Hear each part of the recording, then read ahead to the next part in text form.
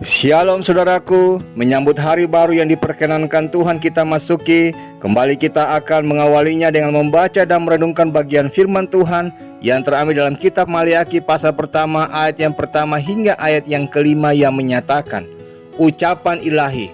Firman Tuhan kepada Israel dengan perantaran Maliaki. Aku mengasihi kamu, firman Tuhan. Tetapi kamu berkata, dengan cara bagaimanakah engkau mengasihi kami? Bukankah Esau itu kakak Yakub? Demikianlah firman Tuhan. Namun aku mengasihi Yakub, tetapi membenci Esau. Sebab itu aku membuat pegunungannya menjadi sunyi sepi dan tanah pusakanya kujadikan padang gurun. Apabila Edom berkata, kami telah hancur, tetapi kami akan membangun kembali reruntuhan itu, maka beginilah firman Tuhan semesta alam. Mereka boleh membangun, tetapi aku akan merobohkannya, dan orang akan menyebutkannya daerah kefasikan dan bangsa yang kepadanya Tuhan murka sampai selama-lamanya. Matamu akan melihat dan kamu sendiri akan berkata, Tuhan Maha Besar sampai di luar daerah Israel. Demikianlah sabda Tuhan. Saudaraku, ketika berusia 12 tahun, Ludwig Nommensen mengalami kecelakaan. Kereta kuda menggilas kakinya hingga patah. Ia pun terpaksa berbaring saja di tempat tidur berbulan-bulan lamanya. Lukanya pun makin hari makin parah hingga tak dapat berjalan sama sekali. Suatu hari ia lalu membaca Yohanes 16 ayat 23 hingga ayat yang ke-26, yaitu tentang kata-kata Yesus bahwa siapa yang minta kepada Bapa di sorga, maka Bapa akan mengabulkannya.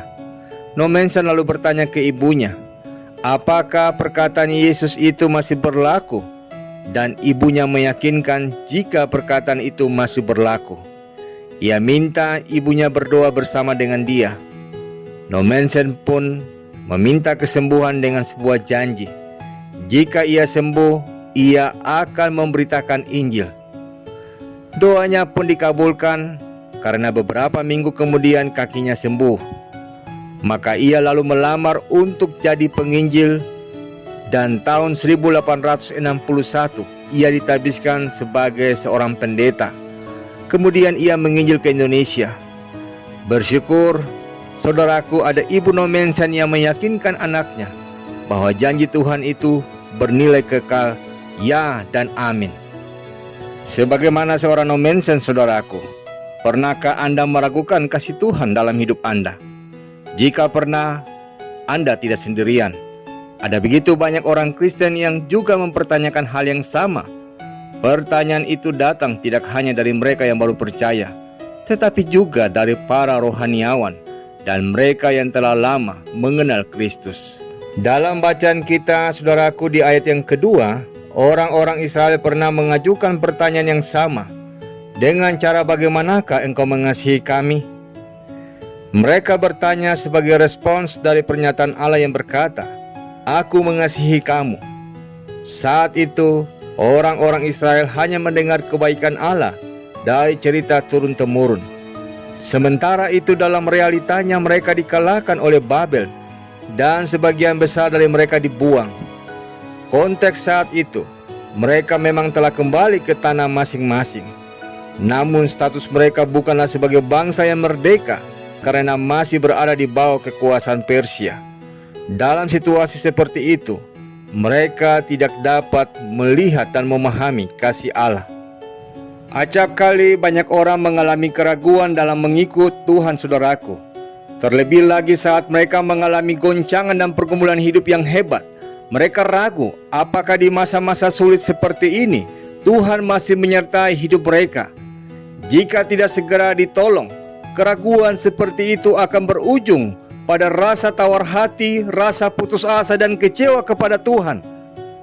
Sebagaimana ibu Nommensen meyakinkan Nommensen bahwa Tuhan setia terhadap janjinya itu, demikian pula kita bisa meneguhkan mereka yang mulai meragukan tentang kasih Tuhan dalam hidup mereka. Hal yang sama, saudaraku, oleh Allah melalui Nabi Maliaki dalam bacaan kita.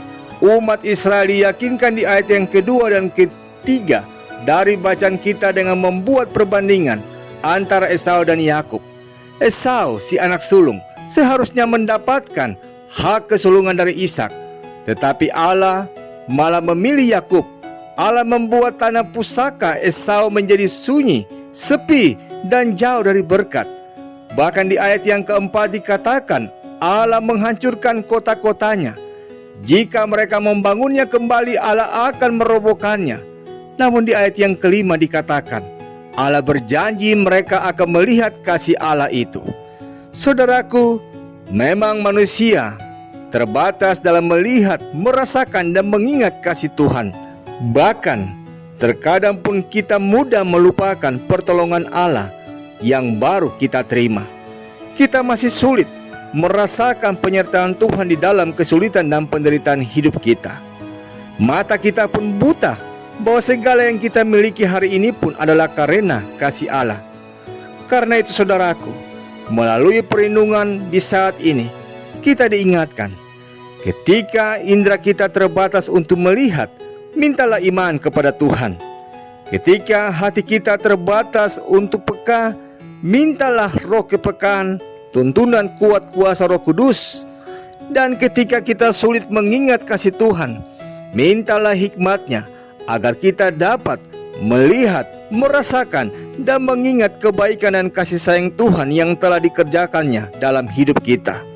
Lalu bertindaklah sebagai pribadi yang telah mengalami anugerah kasih Tuhan itu, dan meneguhkan, menguatkan, dan meyakinkan mereka yang meragukan kasih Tuhan, bahwa sesungguhnya Tuhan yang diimani tidak pernah berubah, sebagaimana sabdanya dalam surat Ibrani pasal 13 ayat yang ke-8. Karena itu saudaraku, jadilah agen kasih Tuhan, dan tolonglah mereka yang ragu-ragu, agar bisa memantapkan hati dan langkah mereka untuk percaya hanya kepada Tuhan.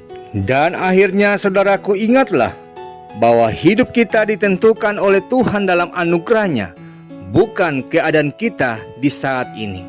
Mengapa? Karena Tuhan yang berjanji, iman kita mempercayainya, harapan kita mendambakannya, dan kesabaran kita untuk menantikannya. Milikilah iman yang tak tergoyahkan. Hari ini kita belum melihat, tapi kita percaya bahwa segala sesuatu akan berakhir baik pada akhirnya. Persoalannya, beranikah kita berharap dan percaya kepada Tuhan yang kita imani itu dalam situasi yang tidak memungkinkan sekalipun. Amin. Saudaraku, mari kita sehati dalam doa. Bapa yang mulia, terima kasih untuk sabdamu yang boleh menyapa kami di dalam menyambut hari baru pada saat ini.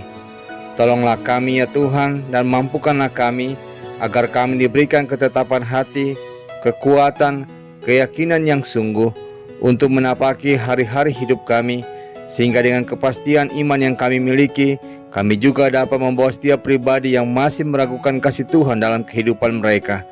Di dalam nama Tuhan Yesus kami berdoa. Amin.